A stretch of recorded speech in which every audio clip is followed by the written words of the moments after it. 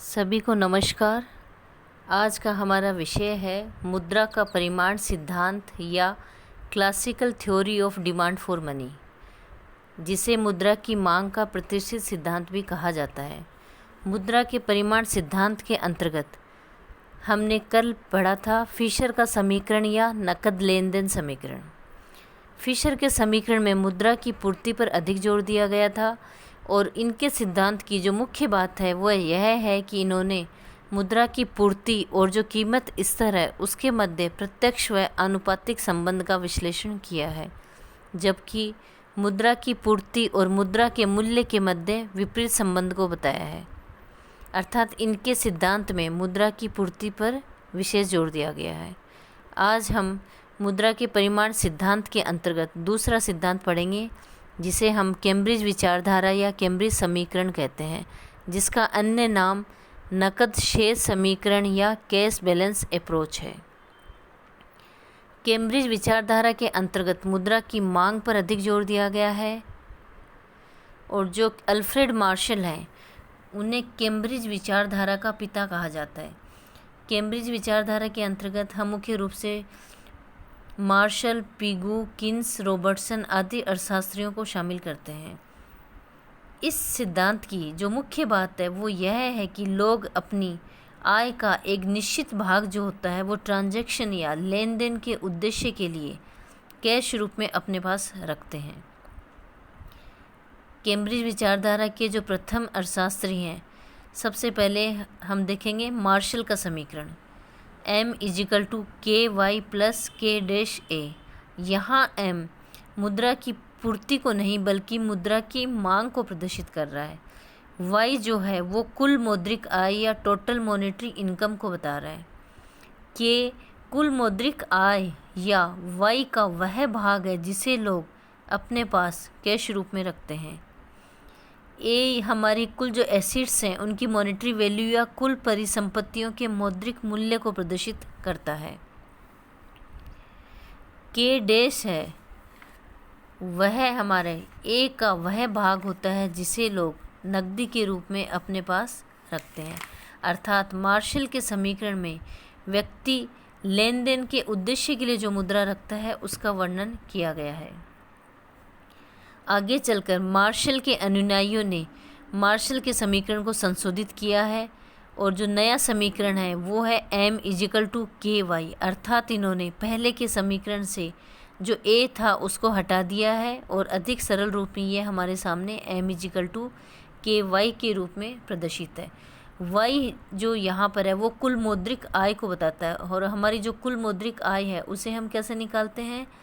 हमारे वास्तविक उत्पादन को उस उत्पादन की प्रति इकाई कीमत से गुणा करके हमारी आय जो है वो निकाली जाती है। अर्थात Y हो जाएगा कीमत गुणा वास्तविक उत्पादन। या हम M=KY समीकरण को M=KPO के रूप में भी लिख सकते हैं। अर्थात यहाँ हमने Y की जगह PO को लिखा है। कैम्ब्रिज विचारधारा के जो दूसरे अर्थशास्त्री हैं वो है पिगू। पिगू का जो समीकरण है वो है M=KR/P। यहाँ R जो है वो वास्तविक आय या रियल इनकम को बता रहा है। K वास्तविक आय या R का वह भाग होता है जिसे व्यक्ति कैश रूप में अपने पास रखते हैं। यहाँ पर जो P है वो मुद्रा के मूल्य या वैल्यू ऑफ मनी को दर्शा रहा है।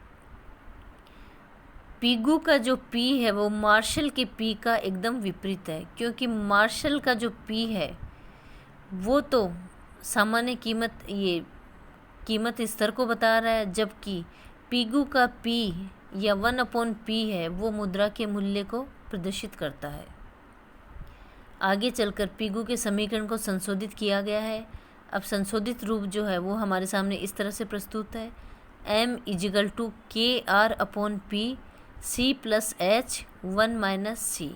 M तो वही मुद्रा की मांग है, P या 1/P जो है वो मुद्रा के मूल्य को बता रहा है, K हमारी रियल इनकम या वास्तविक आय का वह भाग है जिसे लोग कैश रूप में अपने पास रखते हैं, कैपिटल C जो है वो K का वह भाग है जिसे लोग नकदी के रूप में अपने पास रखते हैं, 1 - स्मॉल c यानी के या अर्थात व्यक्ति जिस मुद्रा को अपने पास नकद रूप में रखते हैं उसका वह भाग है जिसे लोग बैंक डिपॉजिट्स के रूप में रखते हैं।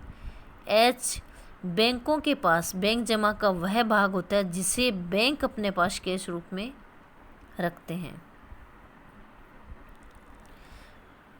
पिगू का जो समीकरण है उसकी मुख्य बात यह है कि इन्होंने यह बताया है कि जिस अनुपात में मुद्रा के मूल्य या 1/p में वृद्धि होती है उसी अनुपात से मुद्रा की मांग या M में कमी हो जाती है। अगला जो समीकरण है वो है रॉबर्टसन का समीकरण। यह है M=KPT। यहाँ M मुद्रा की मांग को बता रहा है, P सामान्य कीमत स्तर को बता रहा है, T जो है वो उत्पादित वस्तुओं व सेवाओं की मात्रा को अर्थात लेन देन की मात्रा को प्रदर्शित करता है। K हमारी मौद्रिक आय का वह भाग होता है जिसे लोग कैश रूप में अपने पास रखते हैं। कैम्ब्रिज विचारधारा के जो अंतिम अर्थशास्त्री हैं कीन्स, उनका समीकरण हम देखें तो वो है N=PK। यहाँ स्मॉल n है वो मुद्रा की मांग मात्रा को बता रहा है, P उपभोग इकाई की कीमत है, K उपभोग इकाई या जो उपभोग वस्तुएं हैं उनकी वह मात्रा है जिसे लोग कैश रूप में अपने पास रखते हैं। आगे चलकर कीन्स के समीकरण को भी संशोधित किया गया है। यह है N=P K+R K'। यहाँ पर हमने दो अतिरिक्त चरों को या वेरिएबल्स को शामिल किया है, वो है K' और R। K' हमारी उपभोग वस्तुओं की वह मात्रा होती है जिसे व्यक्ति बैंक जमा के रूप में रखते हैं। स्मॉल r बैंकों की मांग जमा या डिमांड डिपॉजिट का वह अनुपात होता है जिसे बैंक कैश रूप में अपने पास रखते हैं। यह है कैम्ब्रिज विचारधारा। अब हम जो फिशर की विचारधारा है और जो कैम्ब्रिज विचारधारा है इन दोनों के मध्य तुलना करेंगे, और हमारी जो तुलना का आधार है वो सब सर्वप्रथम है समय के आधार पर तुलना। फिशर के समीकरण में पीरियड ऑफ टाइम या समय अवधि को शामिल किया गया है। कैम्ब्रिज के समीकरण में पॉइंट ऑफ टाइम या एक निश्चित समय बिंदु की बात की गई है। दूसरा है स्टॉक व प्रवाह के आधार पर अंतर या तुलना। फिशर के समीकरण में मुद्रा को एक फ्लो या प्रवाह के रूप में प्रयुक्त किया गया, अर्थात मुद्रा जो है वो लेन देन के उद्देश्य के लिए ही काम में ली जाती है, जबकि कैम्ब्रिज ने मुद्रा को स्टॉक के रूप में प्रयुक्त किया है। अगला आधार है मुद्रा के व्यय के आधार पर। फिशर के समीकरण में मुद्रा या मनी है वो केवल ट्रांजैक्शन या लेन देन के रूप में ही प्रयुक्त होती है, जबकि कैम्ब्रिज के समीकरण में मुद्रा को कैश रूप में रखने की बात पर जोर दिया गया है। चौथा पॉइंट है पी के आधार पर तुलना। फिशर के समीकरण में जो पी है वो जनरल प्राइस लेवल को बता रहा है, यानी सामान्य कीमत स्तर का विवेचन करता है, जबकि कैम्ब्रिज के समीकरण में पी अंतिम वस्तु की कीमत को बताता है। अगला हमारा तुलना का आधार है लेन देन की प्रकृति। लेन देन की प्रकृति को देखें तो फिशर के समीकरण में सभी तरह के ट्रांजैक्शन या लेन देन को शामिल किया गया है, जबकि कैम्ब्रिज समीकरण में अंतिम वस्तुओं के या फाइनल गुड के लेन देन को ही शामिल किया गया है। अगला बिंदु है मुद्रा के चलन वेग के आधार पर तुलना।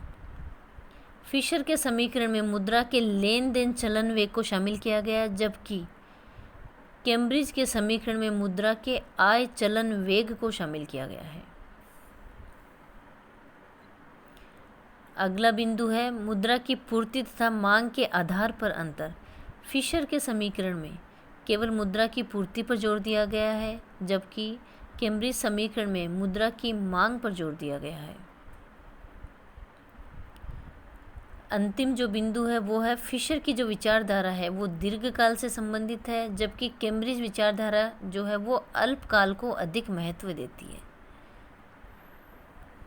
जो कैम्ब्रिज विचारधारा के अर्थशास्त्री हैं उनमें रॉबर्टसन ने कहा है कि जो फिशर के समीकरण में मुद्रा पंखों पे है, जबकि नकद शेष समीकरण या कैम्ब्रिज विचारधारा में मुद्रा बैठी हुई है, अर्थात फिशर के समीकरण में मुद्रा को लेन देन के उद्देश्य के लिए प्रदर्शित किया जाता है, जबकि कैम्ब्रिज समीकरण में मुद्रा जो है उसको स्टोर करके या उसका एक भाग जो होता है वो व्यक्ति नकद रूप में अपने पास, बचत के रूप में अपने पास रखते हैं, अर्थात कैम्ब्रिज समीकरण में जो मुद्रा है वो बैठी हुई है।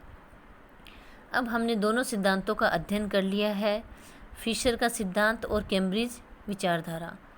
अब हम देखते हैं कि इन दोनों में से कौन सा सिद्धांत अधिक श्रेष्ठ है। तो फिशर के समीकरण की तुलना में कैम्ब्रिज समीकरण की श्रेष्ठता के बिंदु।